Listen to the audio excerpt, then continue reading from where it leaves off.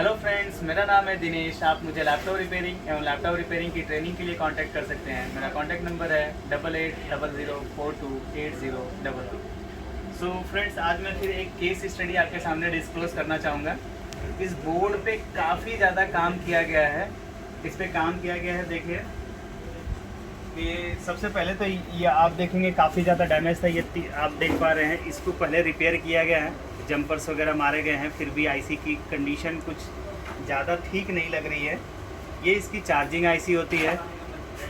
इस बोर्ड में आपका ये आईसी चेंज की गई है 3.5 की आईसी। आपका 19 वोल्ट में शॉर्ट सर्किट था जिसको रिमूव किया गया है। उसके बाद इसकी आईओ को रिप्लेस किया गया है। उसके बाद आपका इसमें बायोस को रीप्रोग्राम किया गया है। सो जिस भी इंजीनियर ने मेहनत की है, काफ़ी हद तक काफ़ी ज़्यादा मेहनत की है, कई जगह पे इस पे काम किया गया, लेकिन लास्ट मोमेंट पे क्यों स्किप हो गया ये नहीं समझ में आया। और इस बोर्ड को फिर हमने हैंडल किया है, देखा है, रिपेयर किया है।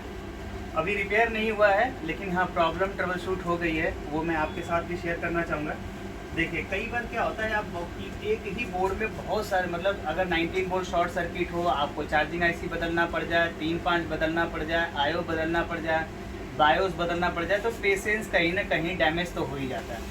या साथ के साथ अगर और भी कुछ पावर्स है, कन्वर्जेंस की पावर में प्रॉब्लम्स हो, जैसा कि बताया गया कि इसमें क्या क्या प्रॉब्लम थी, उसके बावजूद फिर लास्ट में ये हुआ कि नहीं, काफ़ी ज़्यादा काम कर लिया, इससे ज़्यादा हम इस पर काम नहीं करेंगे, ठीक है। उसके बाद इसको सेकेंड स्टेप में हमारे पास ये पहुंचाया गया है और इसको हम देख रहे हैं। तो ये बोर्ड प्रॉपर ऑन हो रहा है, देखिए बोर्ड प्रॉपर ऑन हो रहा है। ये है आपका 0.27 मिली एम्पियर कंज्यूम कर रहा है पावर। और जो ही मैं इसको ट्रिगर कर रहा हूँ, देखिए ये ऑन हो रहा है। ऑन होने के बाद बायोस रीडिंग नहीं हुआ, नीचे नहीं आया, धीरे धीरे टेम्परेचर इंक्रीज होता जाएगा सीपीयू का, और एक टाइम ऐसा होगा कि सीपीयू ओवर हीट होके बंद हो जाएगा।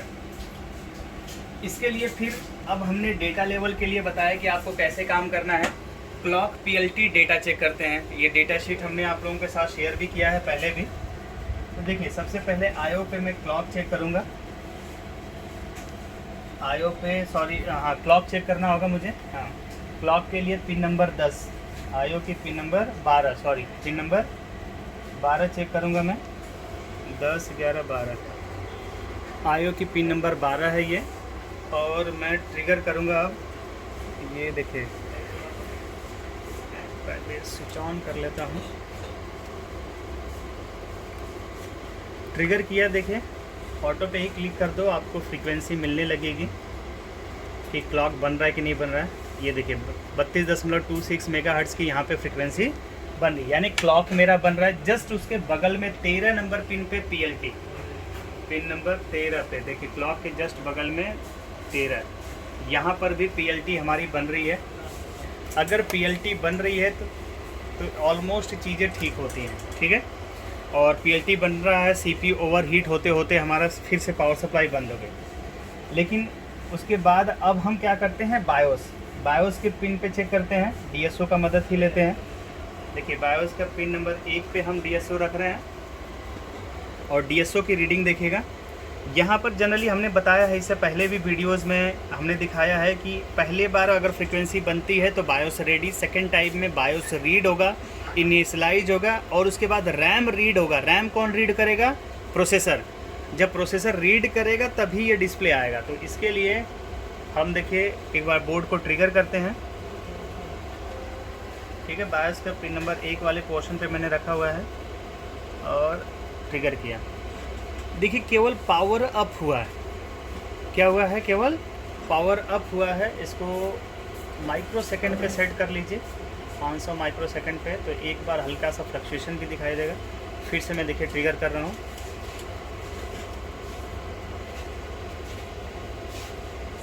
ट्रिगर किया, देखिए बायोस रेडी हुआ, लेकिन न बायोस रीड किया जा रहा है, न ही रैम को रीड किया जा रहा है। केवल स्ट्रेट लाइन बन के ये क्या हो गया, रुक गया। सो अब हमें ये देखना होगा कि क्यों ये नहीं हो रहा है, यानी सीपीयू पूर्ण रूप से क्या हो रहा है, एक्टिवेट नहीं हो रहा है। अब इसके बाद हम जाते हैं जनरली, अगर हमारा डेटा नहीं बन रहा होता तो एक बार हम ये चेक करते हैं कि CPU की रीसेट वाली पिन पे कितना वोल्टेज बन रहा है।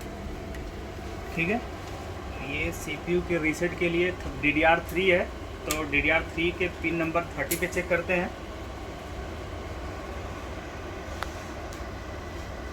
DDR3 का पिन नंबर 35 ये है। ठीक है, एक बार हमें बोर्ड को स्टार्ट कर लेना होगा, पहले ही स्टार्ट कर लेते हैं।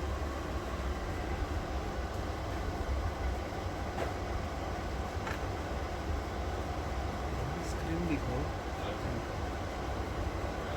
बोर्ड को भाई उसका क्या करना है, जिस टाइम काम करो देखिए बोर्ड को ट्रिगर कर लिया मैंने।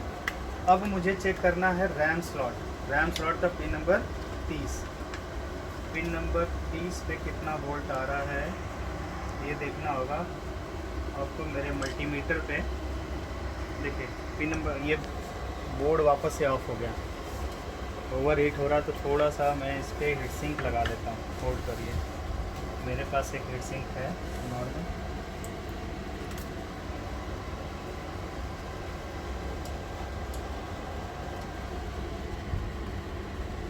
बोर्ड ऑन हो गया, फटाफट इससे पहले कि बोर्ड बंद हो, बोर्ड के पिन नंबर 30 पे चेक कर लेते हैं। रैम स्लॉट के पिन नंबर 30 पे, पिन नंबर 30 पे देखिए 0.6 वोल्ट आ रहा है, जो कि गलत आ रहा है। यहाँ पे रैम की पावर पूरी बननी चाहिए। ठीक है, तो ऐसी केस में SOC वाला बोर्ड होता है तो हम लोगों का पहले ही डाउट जाता है कि आपका CPU सही काम नहीं कर रहा है, या तो CPU। अब ये देखना है कि पिन नंबर 30 पे जो 0.6 है वो वोल्टेज आती कहाँ से। जनरली जो रैम की पावर होती है वो रैम अंडरस्कोर रन में जब कन्वर्ट होके, या RAM underscore run underscore CPU में कन्वर्ट होके CPU के अंदर जाती है। ठीक है, फिर CPU के अंदर से होकर आ रही होती है रैम स्लॉट में। अगर कन्वर्जन, अब यहाँ पे या तो CPU में प्रॉब्लम है, या तो पीछे वापस रिवर्स में हम जाएंगे कि कन्वर्जन में प्रॉब्लम हो सकता है। ठीक है, यहाँ पे रैम की पावर पहुँचनी चाहिए। अब यहाँ से रिवर्सली अगर आप सोचते हैं तो आप जाइए वापस से, देखिए ये मेरा CPU का कन्वर्जन है। CPU का रैम का कन्वर्जन के लिए रैम की पावर को कन्वर्ट करता है रैम अंडरस्कोर रन में, या RAM underscore run underscore CPU में। जनरली मैं स्कीमेटिक का यूज़ नहीं कर रहा हूँ, सो नाम में भी यही होना चाहिए, रैम अंडरस्कोर रन होना चाहिए, रैम की पावर का ही कन्वर्जन होगा।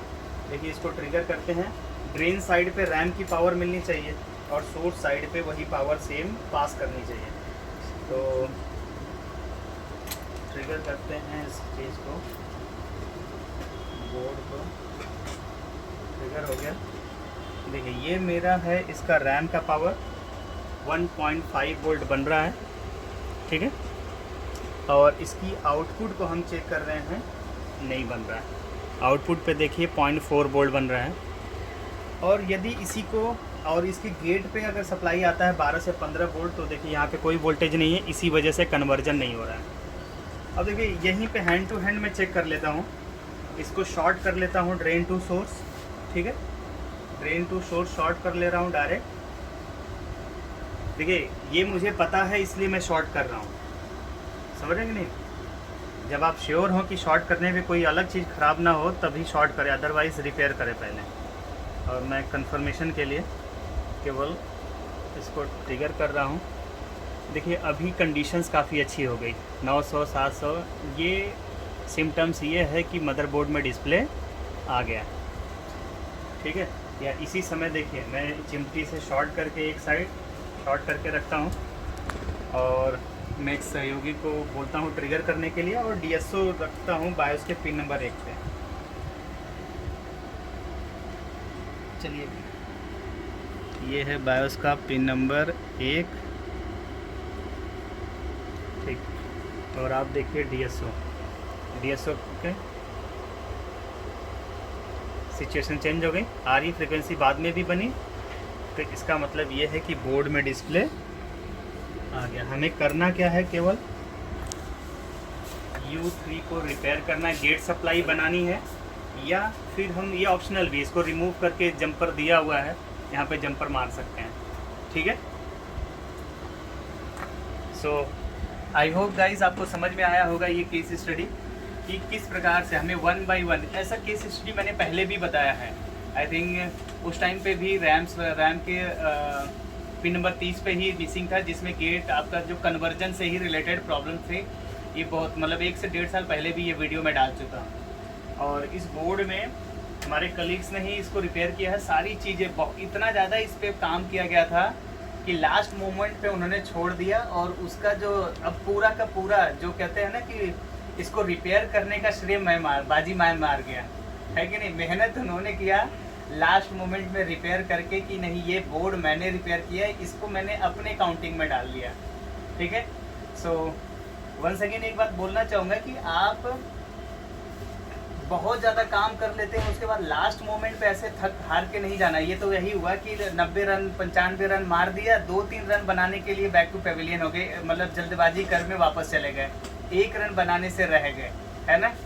सो अगर आपने इतने लंबे टाइम तक बैटिंग की है तो आपको पेशेंस रखना है और सेंचुरी मार के ही आपको निकलना है। एक इन्फॉर्मेशन और बताना चाहूँगा कि हम लोग 15 अगस्त के बाद 16 अगस्त से नया बैच स्टार्ट कर रहे हैं।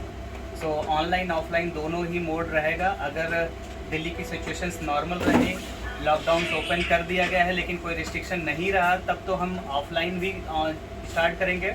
अदरवाइज़ आप ऑनलाइन के लिए अपना इनरोलमेंट करा सकते हैं, और ऑनलाइन की ट्रेनिंग कंप्लीट होने के बाद आप ऑफलाइन के लिए भी ज्वाइन कर सकते हैं। उसका कोई एक्स्ट्रा फीस नहीं होगा, सेम फीस में आप ऑनलाइन ज्वाइन कर सकते हैं। ऑनलाइन कोर्स कंप्लीट करने के बाद दिल्ली आकर अपना ऑफलाइन भी कोर्स कंप्लीट कर सकते हैं। ठीक है। साथ ही साथ इस सारी कंप्लीट ट्रेनिंग की वीडियोस भी फ्री ऑफ कॉस्ट दी जाती है। वीडियोस का कोई भी एक्स्ट्रा चार्ज नहीं, मतलब सिंगल फीस में videos mode training, Zoom classes अर्थात ऑनलाइन और साथ के साथ offline. Okay. So once again जल्दी फटाफट अपना एनरोलमेंट कराइए। Thank you.